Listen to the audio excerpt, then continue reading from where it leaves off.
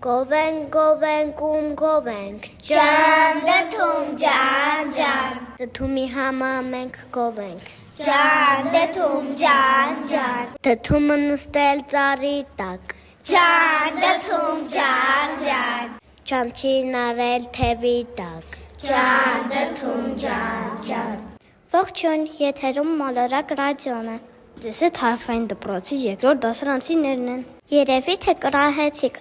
Այսօր պատմելու ենք դդումի մասին։ Պատմելու ենք դդումի օգտակարության մասին։ Գովելու ենք դդումին։ Եվ ասենք ինչեր է կարելի դրանից պատրաստել։ Մարդիկ դդումը աճացրել են հազարավոր տարիներ առաջ։ Առաջին դդումները աճել են Ամերիկա մայրցամաքում։ Դդում օգտագործել են հին ժողովուրդները Մեքսիկայում, Պերուում, Ամերիկայում։ Նրանք դդումը ուտում էին, չորացնում էին, օգտագործում էին նաև որպես ափսե։ Երբ մարդիկ սկսեցին ճանապարհորդել նավերով,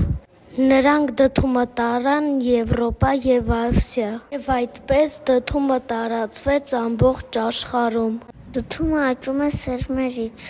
Սերմը տնկում են գարնանը, իսկ գարնանը հավաքում են մեծ ու հասուն դդումները։ Դդմի սերմերը շատ օգտակար են։ Դդումից պատրաստում են դդմապուր, հյուզ, խվածք,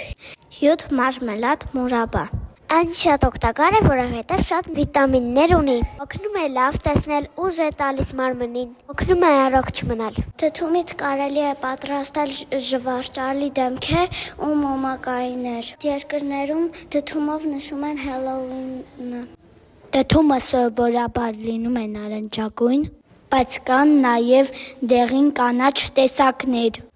Դդումը աճում է հողի վրա երկար կանաչ ցողունով, շատ է սիրում արևն ու ջուրը։ Այսքանը դդումի մասին։ Կհանդիպենք հաջորդ շաբաթ։ Ցտեսություն։